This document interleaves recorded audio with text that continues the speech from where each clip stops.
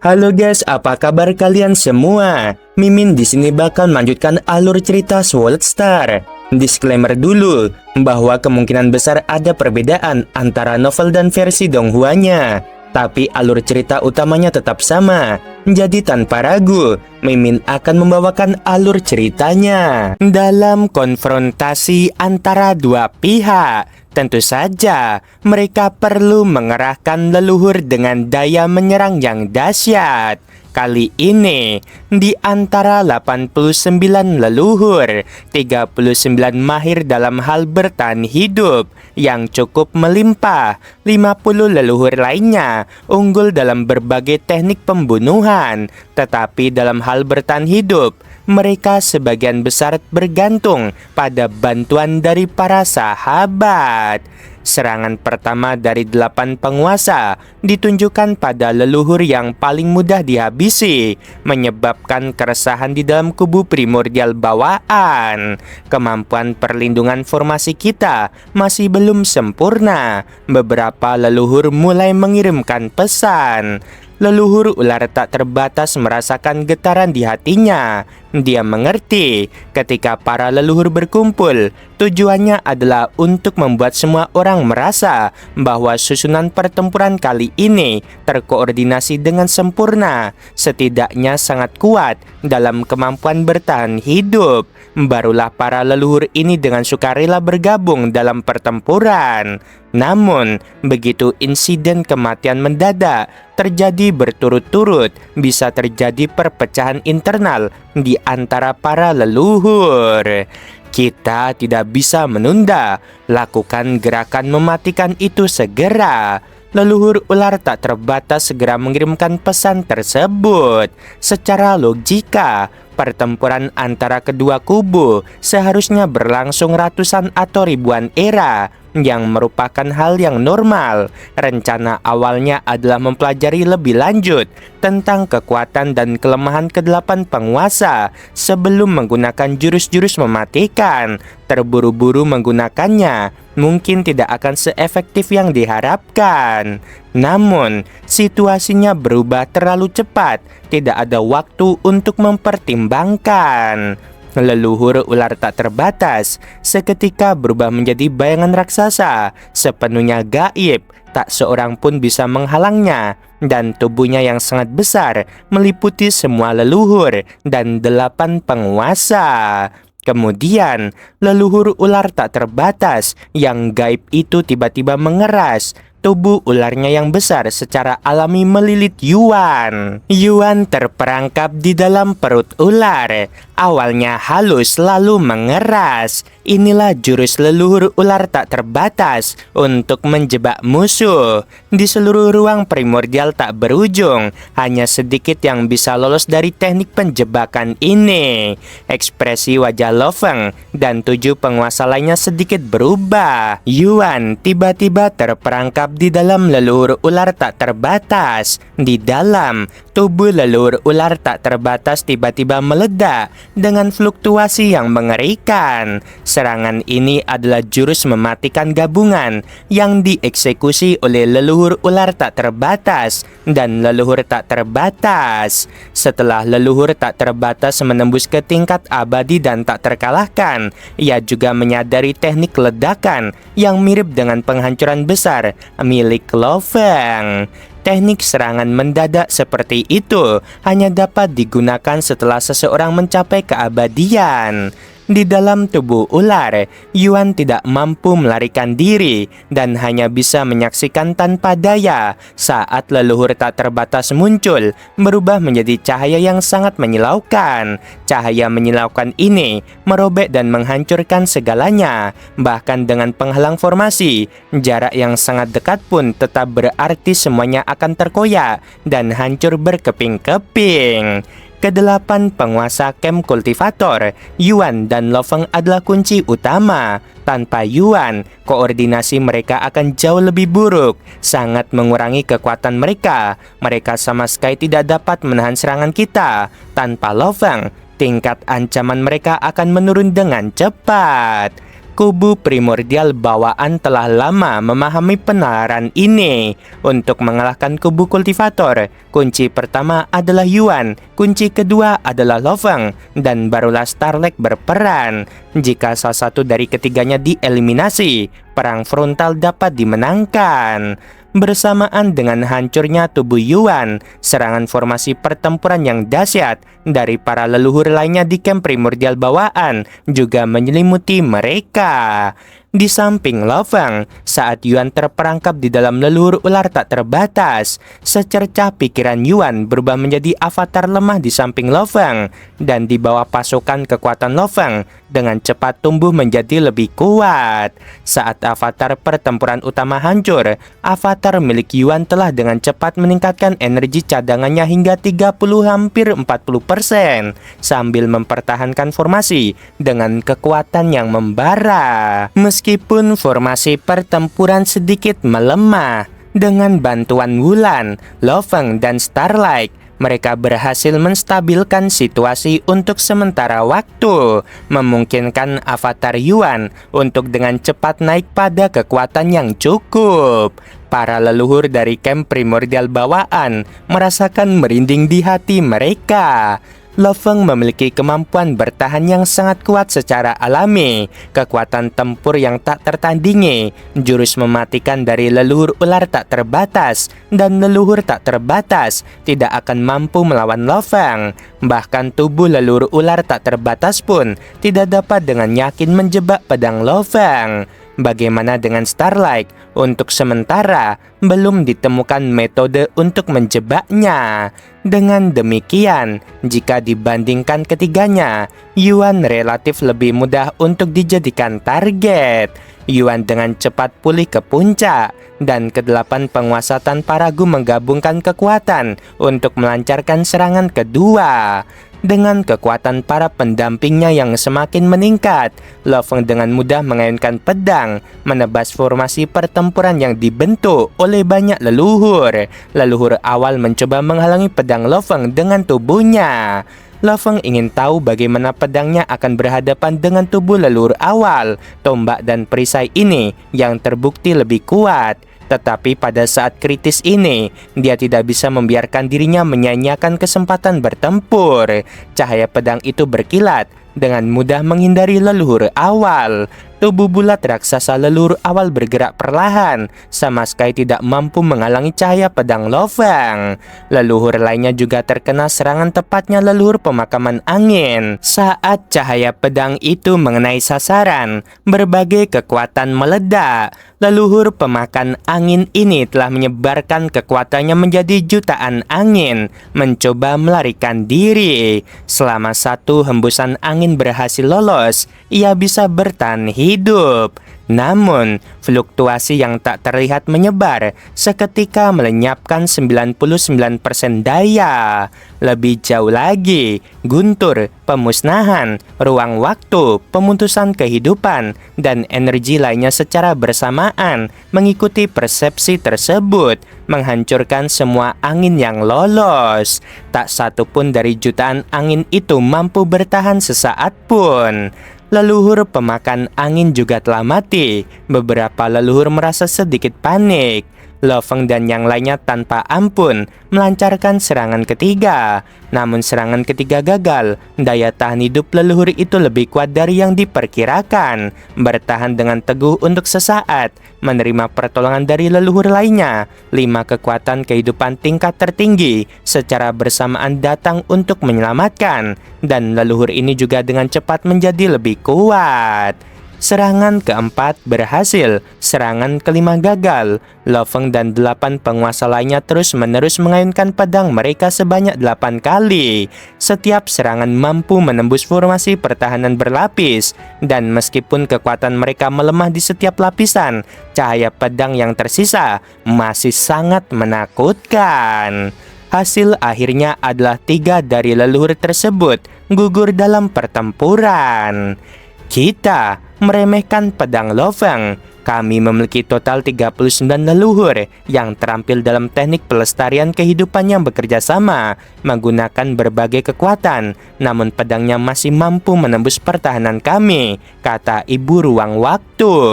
Masa depan yang kulihat sekilas tidak menunjukkan tanda-tanda Lo Feng. Kupikir kerjasama pertahanan ini pasti akan mampu menahan teknik pembunuhan gabungan para penguasa. Pedang Lo Feng agak unik. Leluhur kepunahan sunyi mengirimkan pesan. Aku samar-samar merasakan bahwa pedang itu tampaknya merupakan perwujudan dari jurang kehancuran. Leluhur kepunahan sunyi memiliki persepsi paling tajam tentang krisis kematian. Pada pedang ini, leluhur kepunahan sunyi merasakan ancaman kematian, merasa seolah-olah ia akan kembali pada kepunahan besar. Pedangnya juga memberiku sedikit firasat ancaman, kata leluhur awal. 8 orang lainnya terkejut. Satu-satunya keberadaan di ruang primordial tak berujung yang mampu menembus dinding penjara api, mampu menahan semua kobaran apinya, namun ia merasakan jejak ancaman dari pedang Lo Feng. Pedangnya mampu menembus semua rintangan formasi dan menyerang tubuh leluhur. Begitu dia mengetahui lebih banyak detail tentang formasi kita, mungkin lebih banyak leluhur yang akan gugur dalam pertempuran. Kesembilan kaisar memahami hal ini. Dalam konfrontasi awal, kedua pihak tidak mengenal formasi pihak lain dengan baik. Namun 3 leluhur tewas. Jika pertempuran berlanjut untuk waktu yang lama, mungkin 2 atau 3 leluhur lagi akan tewas. Apakah ada kemungkinan untuk menghancurkan formasi pertempuran para penguasa? Tanya leluhur tak terbatas. Aku tidak melihat harapan, kata ibu ruang waktu. Bahkan jika seorang penguasa tertentu terluka parah, Lo Feng dapat membuat avatar temannya pulih dengan cepat hingga mencapai puncaknya. Kesembilan kaisar memahami hal ini. Yuan dan Lo Feng adalah poin kuncinya. Upaya telah dilakukan terkait poin Yuan, tetapi mereka bahkan tidak mempertimbangkan untuk mencobanya dengan Lo Feng. 86 leluhur yang tersisa tiba-tiba sedikit mundur, sepenuhnya mengendalikan kekuatan mereka dengan 9 kaisar berada di garis depan. Kedelapan penguasa itu juga untuk sementara waktu membatasi kekuasaan mereka. Adegan ini juga memungkinkan para leluhur dari berbagai faksi untuk melihat dari jauh, membuat mereka merasa agak melankolonis. Berbagai pihak berdiskusi dengan intens. Apapun yang terjadi dalam pertempuran awal perang ini, kubu kultivator memegang kendali. Banyak leluhur yang dipimpin oleh 9 kaisar berdiri agak jauh di seberang 8 penguasa. Suara leluhur ular tak terbatas menggelegar. Katakan pada kami, apa sebenarnya yang kalian inginkan? Tidak puas hanya menduduki wilayah Sungai Selatan secara paksa. Apakah masih ingin berekspansi lebih jauh?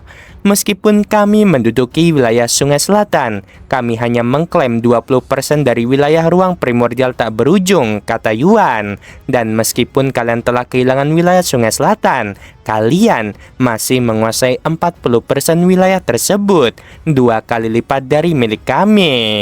Kaisar Dewa Raksasa berkata, lagi pula kami memiliki lebih dari 100 leluhur dan kehidupan primordial tingkat dunia dan tingkat tinggi yang tak terhitung jumlahnya. Kalian, para kultivator, hanya memiliki 8 penguasa. Kehidupan primordial tingkat dunia dan tingkat tinggi kalian sangat langka. Kalian tidak membutuhkan sumber daya sebanyak itu. Jadi mengapa bersaing dengan kami?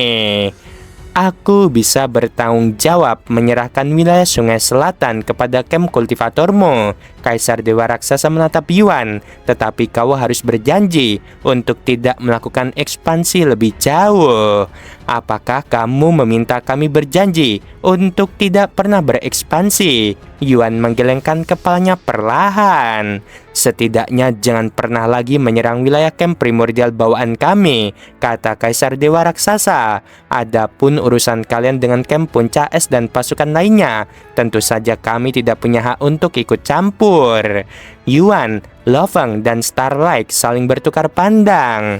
Di masa depan yang tak terbatas, camp kultivator kita mungkin akan melahirkan penguasa ke-9, ke-10, atau bahkan lebih, kata Yuan. Hanya untuk wilayah Sungai Selatan, kau ingin kami berjanji untuk tidak pernah berekspansi ke arahmu.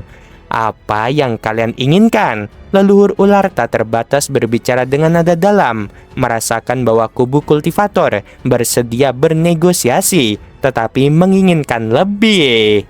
Yuan berkata dengan tenang, kebutuhan kita akan sumber daya memang tidak terlalu tinggi, tetapi semua makhluk di dunia sumber adalah kerabat kita. Kebutuhan kita hanya satu. Mulai sekarang, semua dunia sumber di wilayahmu akan selamanya berada di bawah komando camp kultivator kami. Selama kau setuju, kami berjanji tidak akan pernah menyerang camp primordial bawaanmu.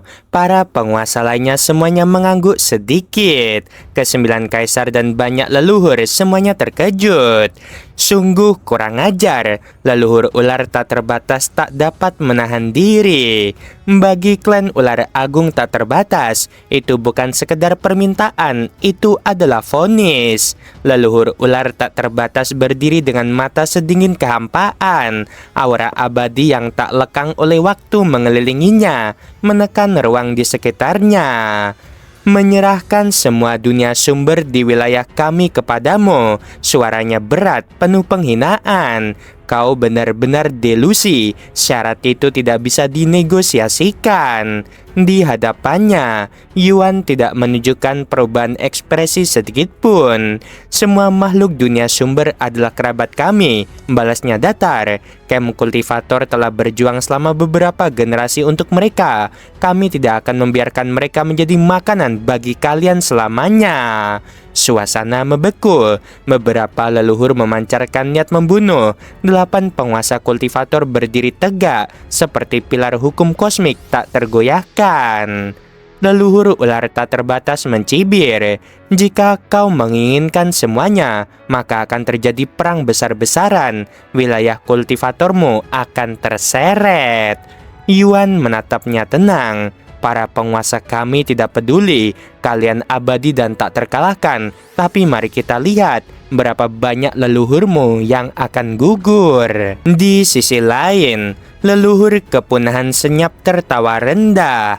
Camp primordial bawaan memang melalui pembantaian brutal. Inti kehidupan bisa berevolusi. Sebagian leluhur mengangguk setuju. Bagi mereka yang hampir mencapai terobosan, perang bukan ancaman melainkan kesempatan. Tiba-tiba, Kaisar Dewa Raksasa melangkah maju. Suaranya berat namun terkendali. Apakah yang kalian inginkan hanyalah dunia sumber? Ya, jawab Yuan tanpa ragu. Selain itu, semua sumber daya lain di wilayah luas ini bisa menjadi milikmu. Kami bahkan berjanji tidak akan pernah berekspansi lagi. Ucapan itu membuat banyak leluhur terdiam. Kaisar Dewa Raksasa menoleh pada para leluhur di belakangnya. Jika mereka tidak akan berekspansi, mengapa kita harus bertarung sampai mati? Ras Dewa Raksasa tidak terlalu membutuhkan dunia sumber. Bagi kami, itu sangat penting. Potong leluhur ular tak terbatas tajam. Klanmu terlalu bergantung padanya, balas Kaisar Dewa Raksasa tanpa gentar. Mungkin meninggalkannya adalah ujian evolusi yang sebenarnya. Kata-kata itu seperti pedang. Di antara 9 kaisar, garis perpecahan mulai terlihat. Beberapa condong pada perang, beberapa netral, dan sebagian mulai tergoda pada perdamaian. Jika kami tidak membutuhkan asal dunia sumber, mengapa harus mempertaruhkan nyawa? Sahut salah satu leluhur lain. Percakapan batin menyebar di antara mereka. Setengah dari para leluhur mulai ragu. Tidak semua rela mati demi sumber daya yang tidak benar-benar mereka perlukan. 8 penguasa kultivator menyaksikan semuanya dengan tenang.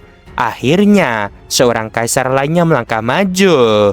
Kami membutuhkan waktu 1 era untuk diskusi internal. Setelah itu, kami akan memberi jawaban pasti. Yuan mengangguk. Kami akan menunggu. Kaisar Dewa Raksasa, apakah kau sungguh tidak akan bertarung? Tanya leluhur ular tak terbatas dengan nada berat. Jika mereka menepati janji, kami tidak akan ikut, jawabnya tegas. Sementara itu, di wilayah Sungai Selatan, para penguasa kultivator berkumpul kembali. Tujuan konfrontasi ini telah tercapai, ujar Yuan. Kita telah menunjukkan kekuatan. 3 leluhur gugur. Sekarang waktunya bernegosiasi dengan semua kekuatan. Lo Feng mengangguk pelan. Mengandalkan perang untuk merebut semuanya bukan strategi yang bijak. Terlalu banyak makhluk abadi dan kekal. Bahkan jika kita menang, mereka akan kembali. Negosiasi akan kuurus, kata Starlight. Namun untuk camp puncak es, 8 avatar utama kita harus pergi. Semakin sedikit lawan, semakin ringan tekanan di masa depan, ujar Lo Feng tenang. Satu era waktu akan menentukan apakah alam semesta ini diselimuti darah atau mencapai keseimbangan yang baru.